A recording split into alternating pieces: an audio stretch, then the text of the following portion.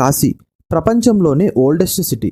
9 రాత్రులు ఎవరైతే కాశీపట్టణంలో పొలిమేర దాటకుండా గడుపుతారో వాళ్ళ పాపాలు అక్కడితో వెళ్ళిపోతాయంటారు. కాశీలో ఎవరు పడితే వాళ్ళు అడుగు పెట్టలేరు. అక్కడికి వెళ్ళాలి అంటే క్షేత్రపాలకుడైన కాలభైరవుడి అనుమతి కావాలి. ఆయన అనుమతి లేదే కాశీలో ఎవరు అడుగు పెట్టలేరు. Hello guys, welcome to our channel. అలాంటి గొప్ప ప్రదేశమైన కాశీలోని మీకు తెలియని కొన్ని విషయాలు అండ్ వింతల గురించి మీకు చెప్పబోతున్నాను. వీడియో స్కిప్ చేయకుండా చివరి దాకా చూడండి, ఎందుకంటే ప్రపంచంలోని ప్రతి హిందువు తెలుసుకోవాల్సిన విషయాలేవి. ఈ వీడియో నేను చేయడానికి మెయిన్ రీజన్ కాశీ క్షేత్ర ప్రాముఖ్యతను మనలో అందరూ తెలుసుకోవాలి. మెయిన్గా ఈ జనరేషన్ వాళ్ళు ఖచ్చితంగా తెలుసుకోవాల్సిన విషయం. ఇక లేట్ చేయకుండా మనం టాపిక్లోకి వెళ్ళిపోదాం. కాశీ వైభవాన్ని పూర్తిగా తెలపడానికి దేవతలకు సైతం సాధ్యం కాదు అంటారు. పూర్వం పెద్దవాళ్ళు కాశీకి వెళ్తే మళ్ళీ తిరిగి రారని, ఆ పరమేశ్వరుడి చెంతకు చేరుకుంటారని అనేవారు. అప్పట్లో కాశీకి వెళ్లేవారు ఎక్కువ మంది ముసలి వాళ్లే ఉండేవారు. ఎన్నో కష్టాలను భరిస్తూ ఇష్టదైవాన్ని దర్శించుకొని తమ జన్మ తరించినట్లు భావిస్తూ అక్కడే చాలా మంది తనువు చాలించేవారు. అంతటి ప్రాముఖ్యత కలిగిన కాశీ గురించి ఇప్పుడు మనం తెలుసుకుందాం. కాశీపట్టణం లింగం లాంటి పరమేశ్వరుని స్వరూపం కలిగి ధనస్సు ఆకారంలో ఉంటుంది. కాశీ బ్రహ్మదేవుడి సృష్టిలోంది కాదు. శ్రీ మహావిష్ణువు హృదయం నుండి వెలువడి సృష్టి ఆరంభంలో శివుడు నిర్మించుకున్న ప్రత్యేక స్థలం ఇది. కాశీ ప్రపంచానికి ఆధ్యాత్మిక రాజధాని, ప్రపంచ సాంస్కృతిక నగరం. స్వయంగా శివుడు నివాసం ఉండే నగరం ఇది. ప్రళయకాలంలో మునగని అతి ప్రాచీన పట్టణం. శివుడు ప్రళయకాలంలో తన త్రిశూలంతో కాశీని పైకెత్తి కాపాడతాడు అని అంటారు. కాశీ భూమిపైన సప్తమోక్ష ద్వారాలలో ఒకటి. అంతేకాకుండా 12 జ్యోతిర్లింగాలలో శ్రేష్టమైనది. 14 లోకాలలో విశిష్టమైన స్థలం. కాశీలో గంగా స్నానం, బిందుమాధవ దర్శనం తర్వాత మొదట డిండి వినాయకుడు, విశ్వనాథుడు, విశాలాక్షి, కాలభైరవ దర్శనం ముఖ్యమైనవి. ఎన్నో జన్మల పుణ్యం ఉంటే తప్ప క్షేత్రపాలకుడైన కాలభైరవుడు జీవిని కాశీలోనికి అనుమతించడు. కాశీలో మరణించిన వారికి యమబాధ, పునర్జన్మ ఉండదు. కాశీ ప్రవేశించిన జీవి యొక్క చిట్ట చిత్రగుప్తుని నుండి మాయమయ్యి అది కాలభైరవుని వద్దకు చేరుకుంటుంది. డిండి గణపతి కాలభైరవుడు పరిశీలించి యమయాతన కంటే 32 రెట్లు అధిక శిక్షలు విధించి మరుజన్మ లేకుండా చేస్తారు. కాబట్టే కాశీలో కాలభైరవ దర్శనం తర్వాత పూజారులు వీపుపై కర్రతో కొట్టి దర్శించిన వారు కాశీ దాటి వెళ్లిపోయినా పాపాలు అంటకుండా నల్లని కాశీదారం కడతారు. కాశీవాసం చేసే వారికి సమస్త యాగాలు, తపస్సులు చేసిన పుణ్యంతో పాటు అన్ని చక్రాలు ఉత్తేజితం అవుతాయి.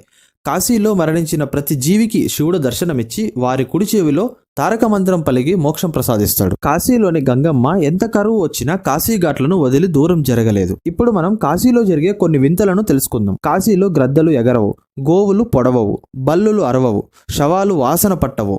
కాశీలో మరణించిన ప్రతి జీవి కుడి చెవి పైకి లేచి ఉంటుంది. కాశీలో మందిరం చుట్టూ చాలా దారులు అనేక వలయకారాల్లో చుట్టినట్టు ఒక పద్మవ్యూహం లాగా కొత్త వారికి జాడ దొరకకుండా ఉంటుంది. పూర్వం ఇక్కడ అనేక సుందరవనాలు, పూల చెట్ల మధ్య ఉన్న మందిరాన్ని విదేశీ దండయాత్ర దాడుల నుంచి కాపాడుకోవడానికి ప్రజలంతా గుడి చుట్టూ పెద్ద పెద్ద బంగ్లాలు కట్టి శత్రు సైనికులకు దారి లేకుండా చేశారు. చాలా దేశాల నుండి పెద్ద పెద్ద శాస్త్రవేత్తలు కాశీకి వచ్చి అక్కడ రీసెర్చ్లు జరిపి ఆశ్చర్యపోయారు. అప్పటి పూర్వీకులు శక్తి చలనం ఉన్న ప్రతి చోట మందిరాలు నిర్మించారు. ఆ పరిజ్ఞానం ఆ రోజుల్లో వారికి ఎక్కడి నుండి వచ్చింది అని సైంటిస్టులు ఆశ్చర్యానికి గురయ్యారు. కాశీ విశ్వేశ్వరునికి శవభస్మ లేపనంతో పూజ ప్రారంభిస్తారు. కాశీలోని పరాన్న భక్తేశ్వరుని దర్శిస్తే జీవులకి పరుల అన్నం తిన్న రుణం నుండి ముక్తి లభిస్తుంది. కాశీ క్షేత్రంలో పుణ్యం చేస్తే 1,000,000 రెట్ల ఫలితం ఉంటుంది. పాపం చేసినా కూడా 1,000,000 రెట్ల పాపం అంటుకుంటుంది. కాశీ విశ్వనాథుని అభిషేకించిన తర్వాత చేతి రేఖలు మారిపోతాయి. ఇక్కడ శక్తిపీఠం విశాలాక్షి అమ్మవారు, జగతంతటికి అన్నం పెట్టే అన్నపూర్ణాదేవి నివాస స్థలం కాశీ. ప్రపంచంలోని అన్ని భాషలకు తల్లి అయిన అతి ప్రాచీన సాంస్కృతిక పీఠం కాశీలోనే ఉంది. కాశీలో గంగమ్మ తీరాన 84 ఘాట్లు ఉన్నాయి. ఇందులో దేవతలు, ఋషులు, రాజులతో పాటు ఎందరో తమ తపశ్శక్తితో నిర్మించినవి ఉన్నాయి. అందులోని కొన్ని ఘాట్స్. దశాశ్వమేధ ఘాట్. బ్రహ్మదేవుడు 10 సార్లు అశ్వమేధ యాగం చేసింది ఇక్కడే. రోజు సాయంకాలం విశేషమైన గంగాహారతి జరుగుతుంది. ప్రయాగ్ ఘాట్. ఇక్కడ భూగర్భంలో గంగతో యమునా సరస్వతులు కలుస్తాయి. సోమేశ్వర్ ఘాట్ చంద్రుని చేత నిర్మించబడినది. మీర్ ఘాట్ సతీదేవి కన్నుపడిన స్థలం. విశాలాక్షి దేవి శక్తిపీఠం. ఇక్కడే యముడు ప్రతిష్ఠించిన లింగం కూడా ఉంటుంది. నేపాలీ ఘాట్. పశుపతినాథ్ మందిరం బంగారు కలశంతో నేపాల్ రాజు కట్టించారు. మణికర్ణికా ఘాట్. ఇది కాశీలో మొట్టమొదటిది. దీనిని శ్రీ మహావిష్ణువు స్వయంగా సుదర్శన చక్రంతో తవ్వి నిర్మించారు. ఇక్కడ సకల దేవతలు స్నానం చేస్తారు. ఇక్కడ గంగ నిర్మలంగా పారుతుంది. ఇక్కడ మధ్యాహ్నం సమయంలో ఎవరైనా సుచేల స్నానం చేస్తే వారికి జన్మల పాపాలు తొలగిపోతాయి. జీవికి ఎంత పుణ్యం ప్రాప్తిస్తుందో చతుర్ముఖ బ్రహ్మదేవుడు కూడా వర్ణించలేడట. సింధియా ఘాట్. ఇక్కడే అహల్యాబాయి తపస్సు చేసింది. ఇక్కడ స్నానం చేసే బిందు మాధవుని దర్శిస్తారు. పంచగంగా ఘాట్. ఇక్కడే భూగర్భం నుండి గంగలో 5 నదులు కలుస్తాయి. హనుమాన్ ఘాట్. ఇక్కడ జరిగే రామకథ వినడానికి హనుమంతుల వారు వస్తూ ఉంటారు. ఇక్కడే సూర్యుడు తపస్సు చేసి అనేక శక్తులు పొందిన లోలార్క్ కుండం ఉంది. ఇక్కడే శ్రీ వల్లభచార్యులు కూడా జన్మించారు. హరిశ్చంద్ర ఘాట్. సర్వం పోగొట్టుకొని హరిశ్చంద్రుడు ఇక్కడ శవదహన కూలీగా పనిచేసి దైవ పరీక్షలో గెలిచి తన రాజ్యాన్ని పొందుతాడు. నేటికి ఇక్కడ నిత్యం చితి కాలుతూ ఉంటుంది. మానస సరోవర్ ఘాట్.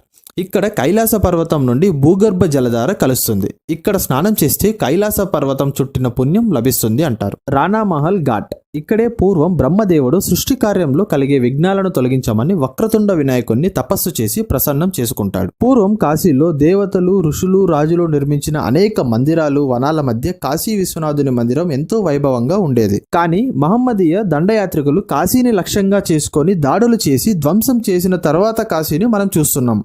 విశ్వనాథ బిందు మాధవతో పాటు చాలా మందిరాలను కూల్చి మసీదులు కట్టారు. నేటికి విశ్వనాథ మందిరంలో నంది మసీదు వైపు కూల్చేసిన మందిరం వైపు చూస్తోంది. అక్కడే శివుడు త్రిశూలంతో త్రవ్విన జ్ఞానవాపి తీర్థం బావి ఉంటుంది. ఈ వీడియో మీకు నచ్చిందని అనుకుంటున్నాను. మీ ఒపీనియన్ ఏంటో కమెంట్ సెక్షన్లో తెలియజేయండి. వీడియో నచ్చితే ఒక లైక్ కొట్టి మన ఛానల్ సబ్స్క్రైబ్ చేయండి. Thank you.